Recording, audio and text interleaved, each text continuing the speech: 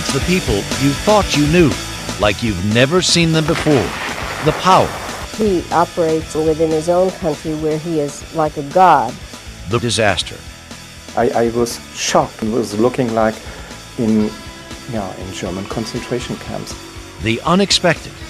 The individual is so bizarre, it's impossible to predict his actions. Kim Jong-il, next on Biography.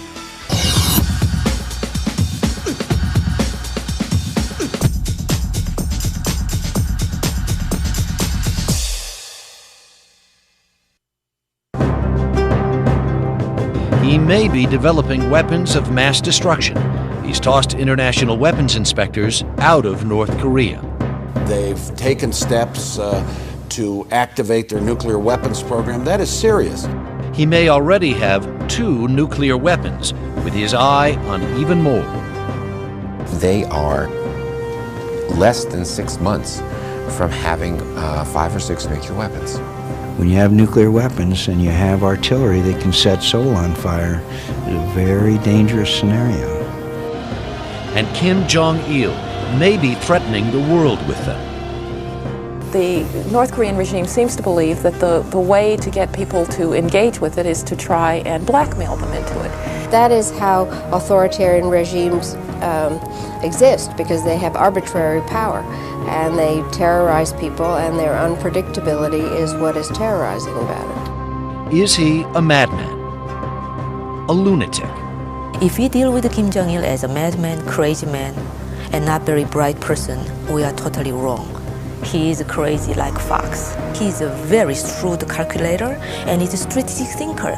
Kim Jong-il rules a country on the edge of starvation with an iron hand. Now he may have nuclear weapons. The question is, what would Kim Jong-il do with them? Is his weapons buildup a threat of war, or a desperate attempt to be taken more seriously on the world stage? It's impossible to be certain about almost anything in Kim Jong-il's life. Different, often opposite stories abound, and they start as early as the day he was born. One is the official North Korean propaganda story, which is that he was born at a secret revolutionary base camp run by his father on the base of the holy mountain of Paektu on the border between North Korea and China, or between Korea and China. On February 16, 1942, there was a double rainbow that came up in the sky. The flowers bloomed in the middle of winter, all to herald the birth of the next great leader of North Korea. In fact, we now know he was born literally in a hovel in the Soviet Union while his family was under Soviet protection. So this is a man with this heroic myth, and the reality is in very stark contrast indeed. At the time of Kim's birth in 1942, his father, Kim Il-sung, was a commander of the Soviet Army, trained in guerrilla warfare by the Russians in Siberia. Kim's mother, Kim Jong-suk, was a member of Kim Il-sung's army. We don't really know much about her early years, except that she was apparently a very dedicated communist and a good wife and support to Kim Il-sung. Kim Il-sung spent most of his guerrilla career in China. But at the very end of this, in the fall of 1940, the Japanese basically pushed out these guerrillas into Russia, into the Soviet Far East, and that's when Kim Il-sung ended up in Siberia and became a member of the Soviet Army for the last 4 or 5 years of the war. At the end of World War II, the Soviets sent Kim Il-sung and his family back to Korea. Russia controlled North Korea, and because of his loyalty to the Soviet Army, they put him in charge.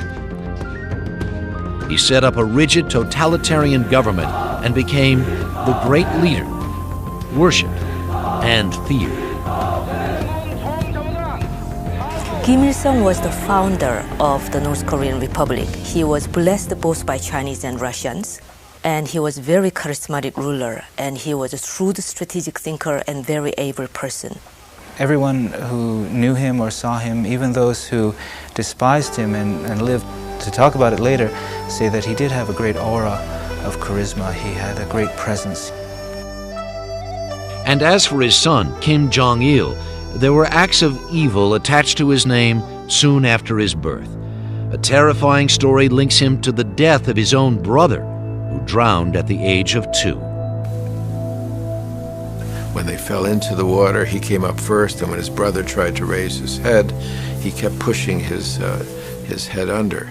Another report said he was laughing as he was hearing his brother going blub, blub, blub. There's no way to know for sure. It just feeds a little bit too well into this idea that he was an evil guy from the very beginning. A lot of these reports come to us filtered through South Korean intelligence, who had at that time a vested interest in conveying a rather negative image of him.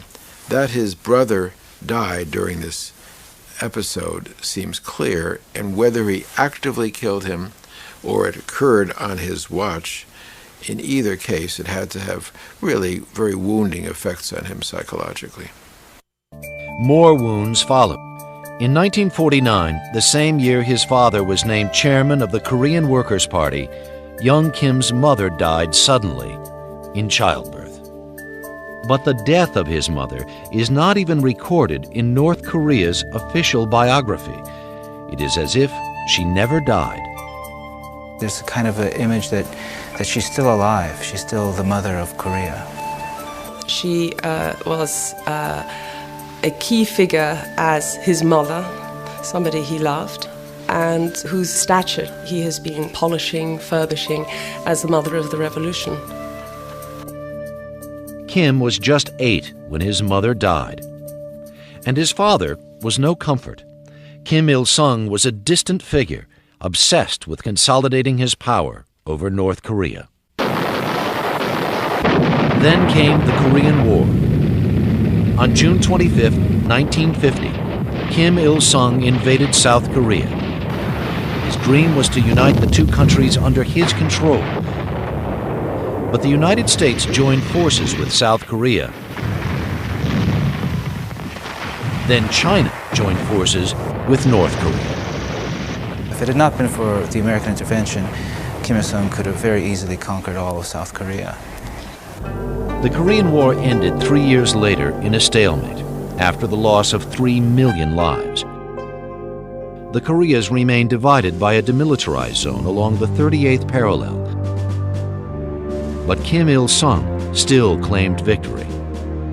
This is portrayed in the official propaganda as a war to liberate the South, and that it was a victory because the Americans, the North Koreans say, wanted to conquer North Korea, so the North Koreans blocked them from doing that. Within North Korea, Kim Il-sung's power was brutal, absolute, and unchallenged.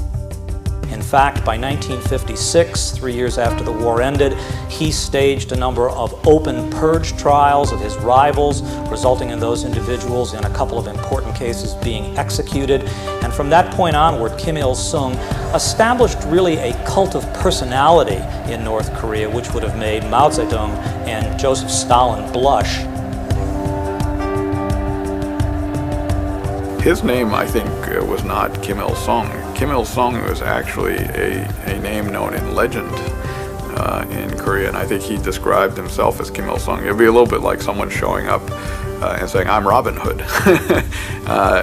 It has the same kind of heroic ring. Kim Jong-il spent the years of the Korean War in China. But on his return to North Korea, he was privy to wealth and privileges unknown to most North Koreans. Kim Jong-il, in many ways, was pampered, was treated very deferentially, almost as the son of God. As a teen, Kim seemed physically awkward. He did not have his father's good looks.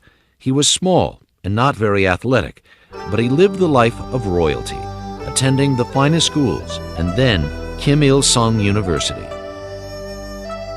He was never disciplined. He was treated as the prince, which meant that he has always felt that he could do what he has wanted to do. At the university, Kim Jong-il fell in love with a young literature major and married soon after. There's a lot of different stories. There are stories that he was married and divorced 3 times. The person who appears to be his first wife he did meet in college at Kim Il-sung University. That would be the official marriage. As far as I'm aware, he has 2 unofficial spouses. There was Song Hye-rim, who was North Korea's movie star, #1 actress all the way through the 1960s. And from that union came a son, Kim Jong-nam, born in 1971. As soon as a woman has a son, it doesn't matter whether you're officially married or not. It's of no importance that the woman who has the eldest son has legitimacy as a wife. It's never been quite clear how many wives or mistresses or whatever Kim Jong-il has had. All that is kept very private and very secret, and nobody is to talk about Kim Jong-il's private life. After graduation, Kim Jong-il joined his father's world.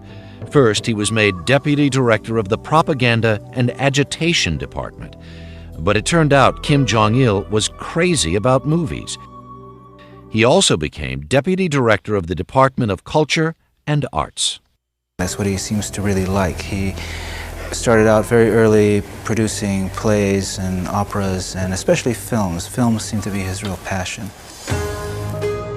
With movies, Kim Jong-il could rewrite the story of his country. And it wouldn't be too long before he would try to script the rest of the world, too.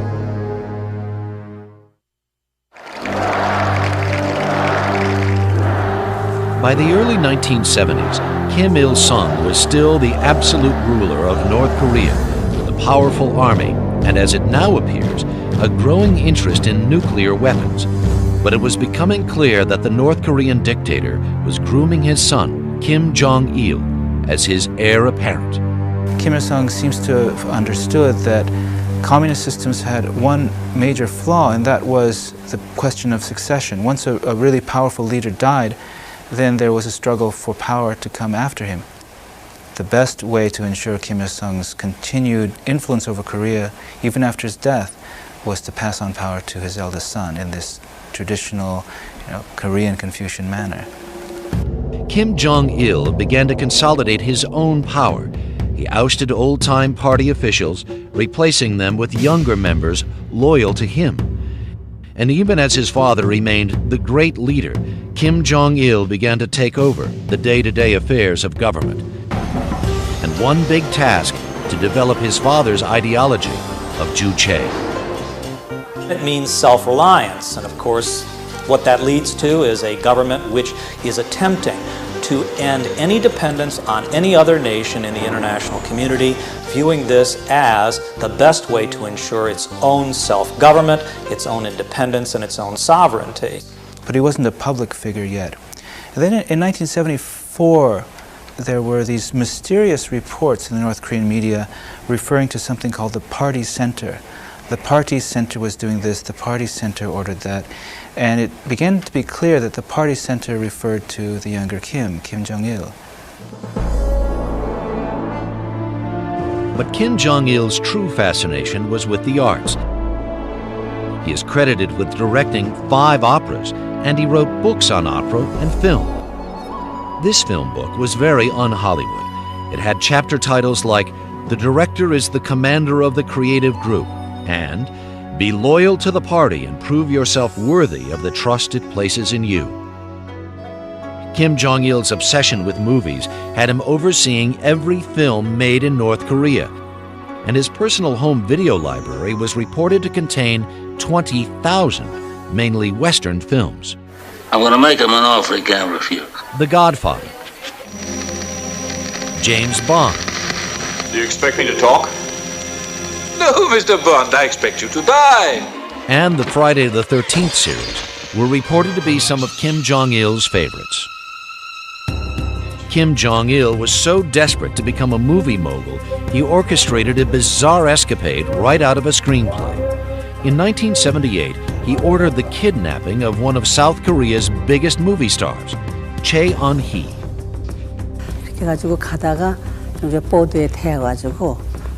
I was forcefully taken onto a boat and was told that I was being taken to North Korea.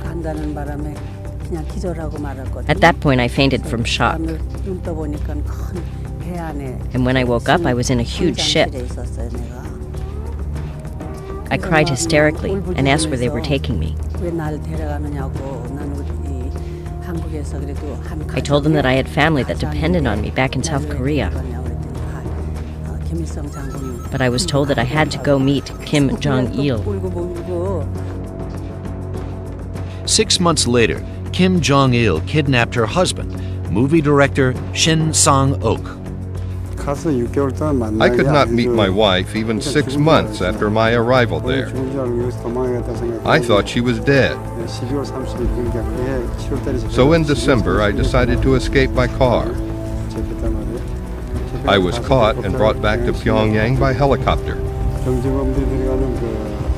Then I was put in another detention center.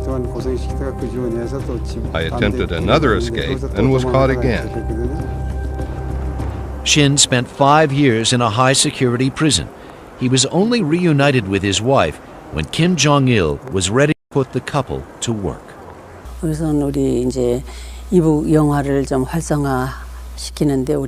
He wanted our cooperation and help in reigniting the movie industry in North Korea. And we had no choice but to accept his proposal and then to work for him and appear in the movies in order to gain his trust and confidence. One of the films they made together was Bulgasari, a tale of a monstrous hero made of metal who would lead the people against an invading army.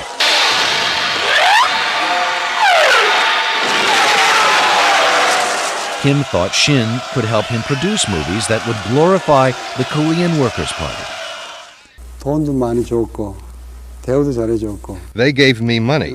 They treated me well, and I was allowed to travel to the outside world whenever I wanted, though with a bodyguard.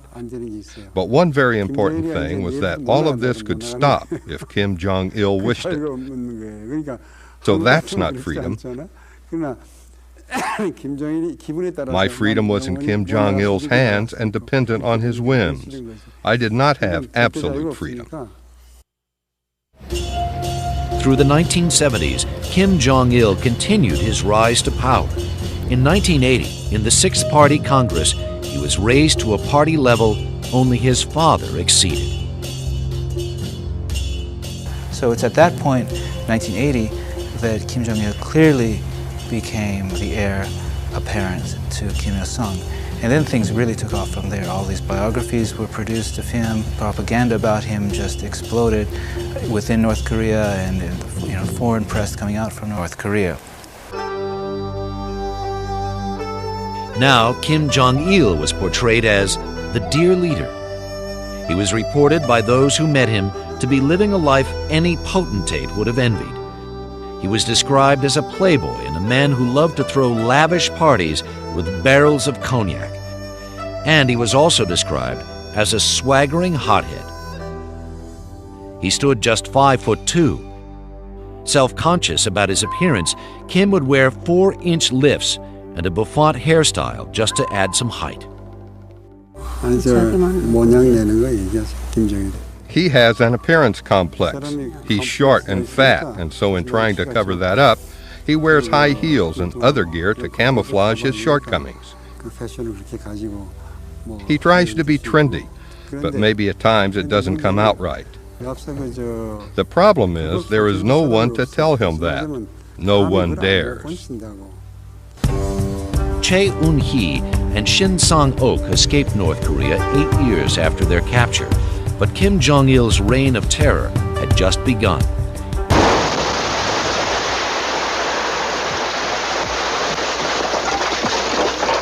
It is believed that Kim was the mastermind behind the 1983 bombing in Rangoon, Burma, which killed 17 South Korean officials.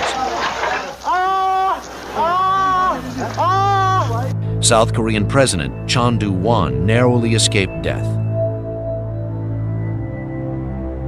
The aim was to demoralize the South Koreans, so far ahead of North Korea economically and far more prominent on the world stage. That was a very crushing experience for the South Korean government. A Korean Airlines jet carrying 115 people on a flight from Iraq vanished today somewhere near Burma. And then on November 29, 1987, another act of terror. He was allegedly behind the bombing of a Korean Airlines flight, killing all 115 passengers on board. The apparent motive? To disrupt the 1988 Summer Olympics in Seoul.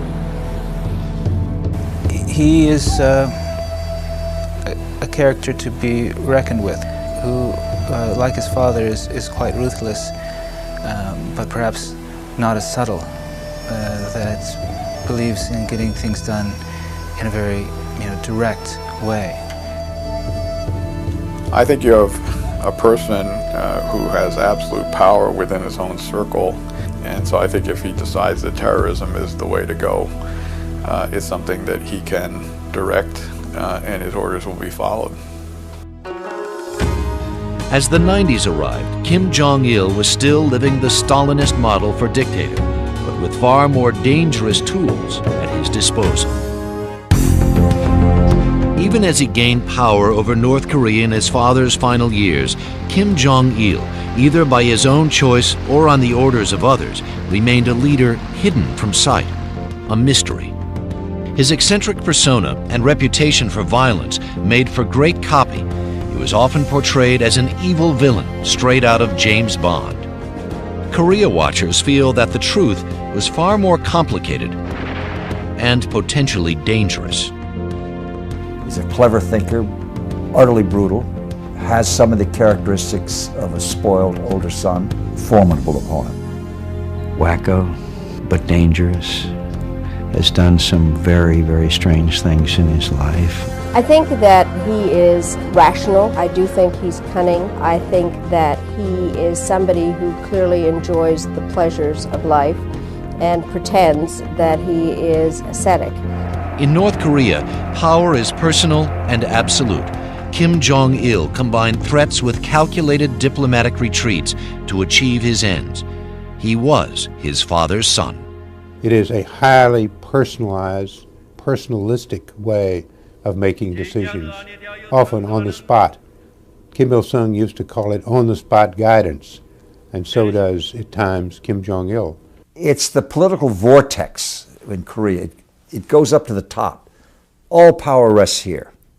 This was a man who was sure of what he wanted and felt that only he could make the decisions that were necessary. Kim Jong-il exercised total control over North Korea's vast military when he was appointed chairman of the National Defense Commission in 1991.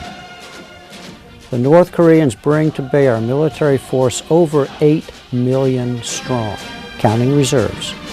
That's an enormous force for a country the size of Pennsylvania. Most of the troops are poised for combat just miles from Seoul on Korea's demilitarized zone, or DMZ. The tension along the border is palpable. The North Koreans have 12,000 artillery tubes across the demilitarized zone, capable of firing up to 500,000 rounds per hour for a sustained period. Kim Jong-il's finger was also on North Korea's nuclear trigger. Scientists had been experimenting with nuclear technology for years. North Korea has always used nuclear weapons, nuclear development, uranium enrichment as their main card. That is their big card, the fact that they may have 2 nuclear weapons. As Kim Jong-il prepared to take over control of the country from his father in 1994, North Korea's nuclear weapons program was exposed. To the United States, it was a direct and imminent threat. The situation in Korea is serious, and we have responded in a serious way. As South Korea prepared for a devastating strike from the north, the Clinton administration ordered Secretary of Defense William Perry to prepare plans for a surprise attack. We were building up our forces quietly in South Korea and off the coast. And I think it was as close as we came to what would have been an extremely bloody conflict. We would have won in the end, but there would have been huge casualties, including among Americans. The North Koreans, meanwhile, threatened to turn Seoul into a sea of fire. The area from the demilitarized zone to Seoul and possibly beyond would be devastated. Casualties, I think casualties could easily run into the range of 5 million.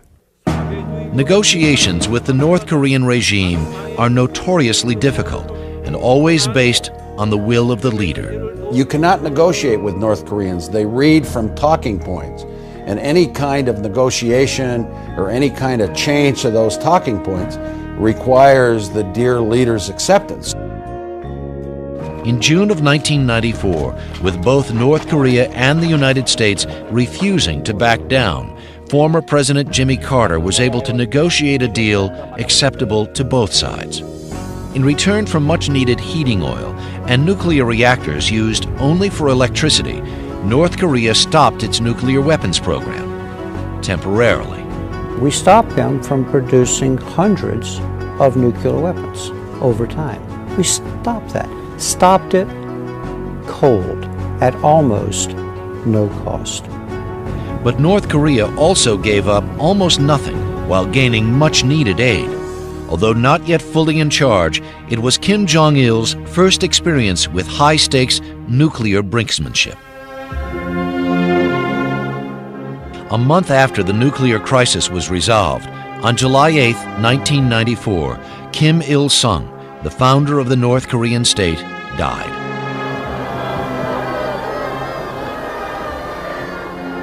His passing was the end of an era and a day of great mourning in North Korea. It was a day when even animals wept, according to North Korean sources. The death of his father was a major challenge for Kim Jong-il. He never did assume his father's role of president. His father is eternal president, beaming down his guidance to the country. Kim Jong-il, known to his country as Dear Leader, did not assume his father's title and positions until nearly 3 years after his father's death. First, he had to build his own cult of personality. His picture and his words are everywhere. In North Korea, everything is the dear leader. The great leader now he's become. The banners, the slogans. I mean, it must be very weird to go through a town and see statues of yourself all the time, or statues of your father, and be called the dear leader or the great leader, and have everybody wear your image on their lapel. The dear leader's position as the unchallenged leader of Korea, really glorified and central to all policies in the North, has been something that continues today and has been built upon, of course, by his son, Kim Jong-il. But building a cult around a leader who had almost never spoken publicly had been a challenge. To this day, I don't know that Kim Jong-il has actually made a speech to the people. Glory to the officers and soldiers of the revolution. This brief remark is believed to have been his first and one of the few made to the North Korean public. But the glorification never stops. In 1982, Kim Jong-il's birthday became an official holiday, and in 1995, it became a 2-day national celebration. The capital city of Pyongyang is a testament to the political power of Kim Jong-il and his father, and a monument to their cult of personality. During the Korean War, Pyongyang was basically reduced to rubble by American bombers. And it was then built up as a monumental city with tremendously broad boulevards with very little traffic. Big buildings in the Stalinist style, many of them. But it's all a stage set, a facade, according to James Lilly, who toured the city in 1995. We saw this 100-story hotel that was empty. Nothing worked in it. Elevators, water, anything. Empty, except for the first 3 floors. One also gets a sense that there is no life in the city, that many of the apartment buildings probably have no one living in them. There isn't the kind of either street traffic or street noise that you would normally see. The city remains the ultimate fantasy for Kim Jong-il. The creation of the quite magnificent city of Pyongyang is a creation for his own self-delusion perpetuation. The reality of the cities and countryside outside of Pyongyang is another story. It's a strange, sad tale that Kim Jong-il struggled mightily to keep from public view in the 1990s. But this news could not be controlled. Behind the pageantry, behind the monuments, is the North Korea that Kim Jong-il has attempted to hide. Kim Jong-il has kept North Korea in the dark, literally. It's a country so poor that a satellite photograph taken at night shows none of the bright lights obvious in South Korea. In 1995, even as Kim Jong-il continued to lavish money on the military, North Korea was hit hard by disaster. A crippling famine swept across the country, leaving no one untouched. We've seen desperate cases of severe malnutrition. You see a lot of wasting, where their tiny little twig-like arms have just got folds of skin that are falling off. And then children with just heaving rib cages, very sad faces, apathetic, listless, vacant children that are close to death. Despite Kim Jong-il's efforts to keep horrible conditions in the countryside far from public view, German physician Norbert Wollertson captured on video the desperate condition of local hospitals. There's nothing inside, no medicine, no food. They can't even feed the doctors. They can't feed the patients. I was shocked when I saw those blue and white striped pajamas and was looking like in German concentration camps, like in Auschwitz or Treblinka.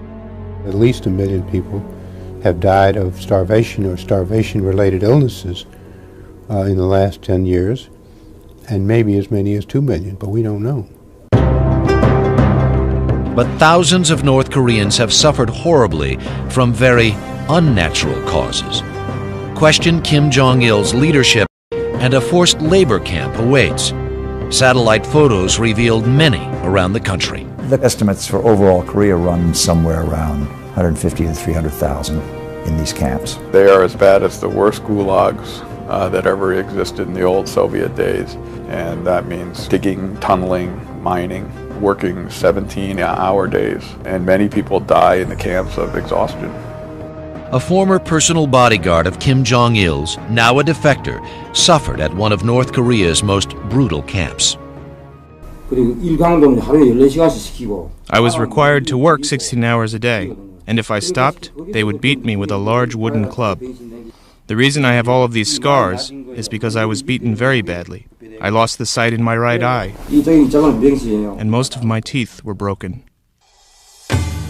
I've used the term malignant narcissism to characterize him because he's so caught up in his own grandiose self-image. He really can't empathize with the pain or suffering of others, including his own people. Except in a quirky bit of fate, the plight of Pyongyang's traffic women. This was one cause that did move Kim Jong-il. He saw a woman traffic policeman on a rather cold day in a uniform in which she would be cold. And he got very involved in great micromanaging detail and helping to design new uniforms which would keep these officers more comfortable. But Kim Jong-il doesn't need popular support. Western aid provides the basis for his survival, and it's the illicit sale of arms and military technology around the world that keeps North Korea afloat. Well, the mess starts with the North Koreans. They, in probably about 1997, undertook, at the suggestion of the Pakistanis, a secret uranium enrichment program to produce uranium enriched to the point that it could be usable in nuclear weapons. As he restarted his secret nuclear program, Kim Jong-il slyly began a charm offensive with the goal of directing aid dollars into North Korea. North Korea has started opening itself in a very slow, controlled way to the rest of the world. They, most dramatically with South Korea, with the summit meeting of 2000. The June 2000 summit in Pyongyang between Kim Jong-il and South Korean President Kim Dae-jung made headlines around the world. South Koreans were shocked by a Kim Jong-il they did not expect.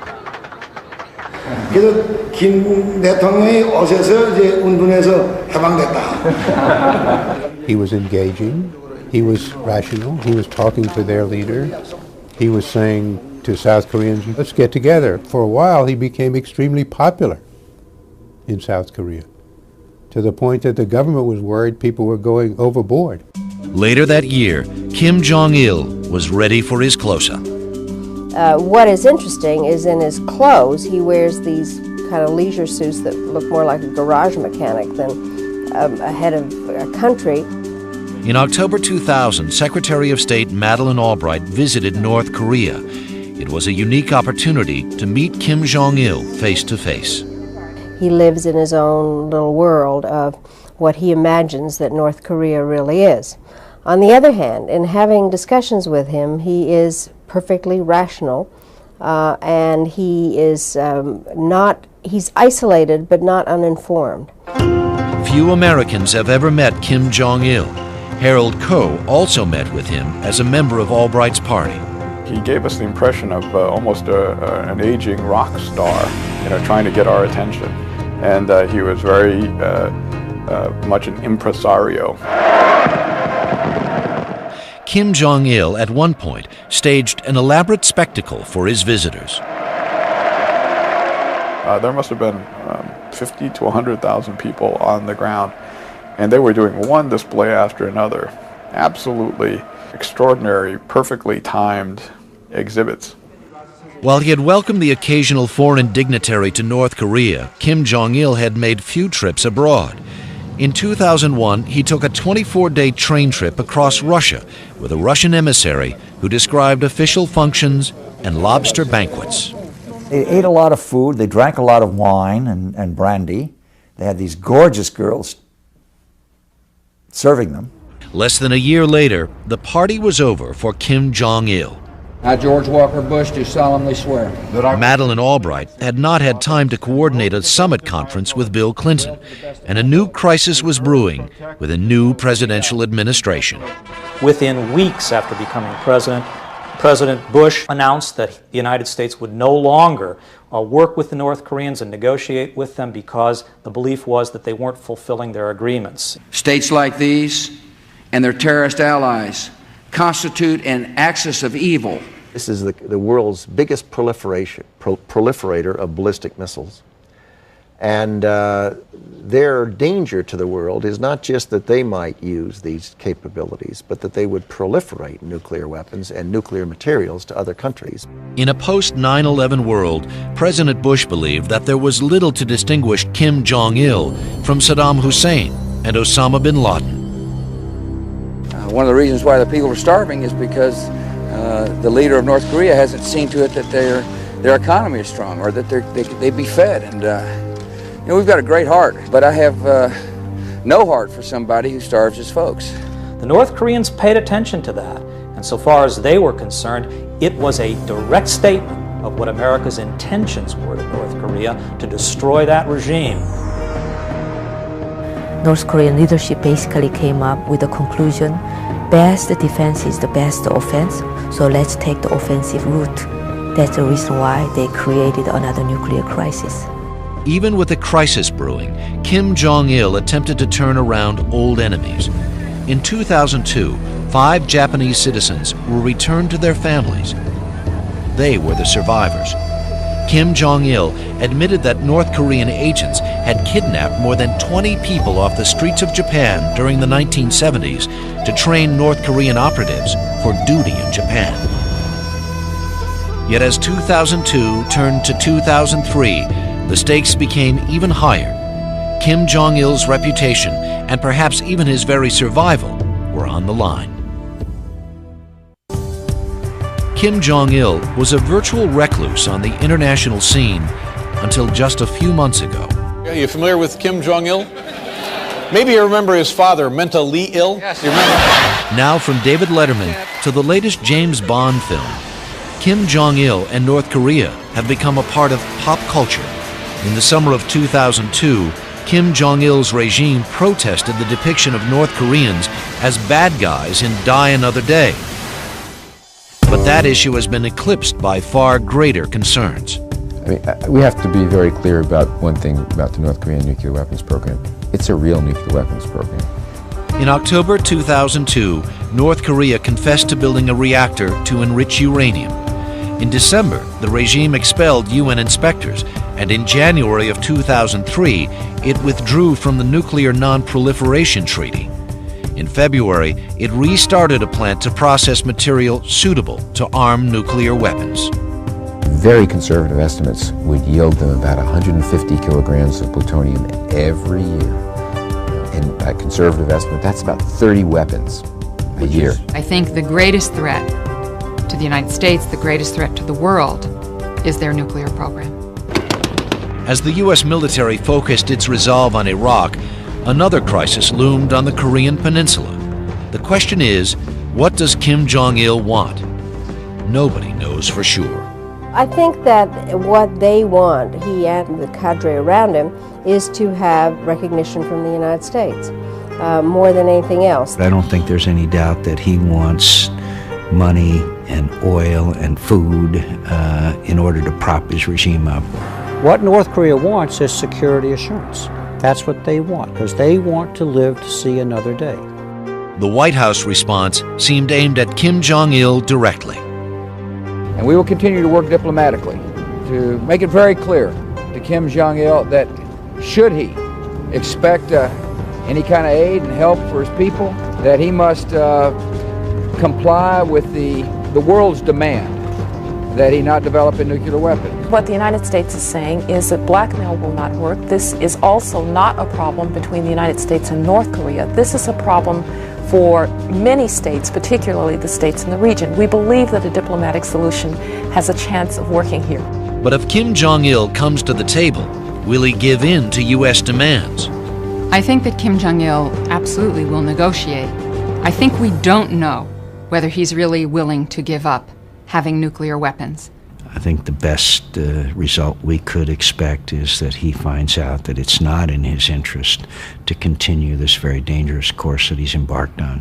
Once the North Koreans back down to the United States, so far as they're concerned, they follow a slippery slope towards regime change in North Korea. In recent weeks, Kim Jong-il's stance toward the United States has become increasingly confrontational. It could be a tactical move, or perhaps this time, a sign of desperation. Kim Jong-il's days may be numbered. He may be able to preserve the regime for the time being. There is no way they can maintain this kind of isolation for very much longer. Is Kim Jong-il's North Korean empire due to fall? We may not have to look further than the movies. One movie he very much liked was The Gladiator, which I thought was very ironic because it was from the kind of the decaying days of imperial Rome, in which someone plays the Caesar figure, and Kim Jong-il struck me very much as that kind of figure.